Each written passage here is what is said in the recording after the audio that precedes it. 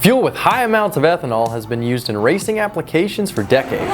It's a cost-effective substitute for race fuel while offering protection of the engine. Dynojet offers a kit that allows you to harness the power of corn for the Polaris RZR XP Turbo models. Now let's tear open the husk and get to the kernels of this kit.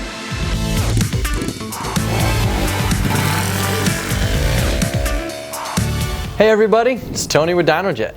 Now E85 refers to any ethanol gasoline blends that contains up to 85% ethanol. It has an octane rating that is higher than premium gasoline's typical rating of 91 and can help an engine stay cool due to ethanol's properties.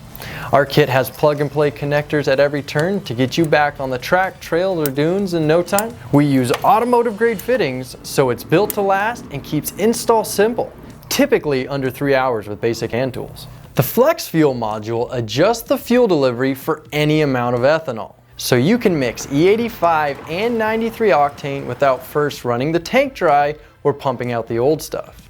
It can even be used on a stock machine using stock injectors to cover the E10, E15 that's typical at the pump and keeps the RZR running with the right AFR. As the brains of this kit, installing the PC5 module enables the use of launch control.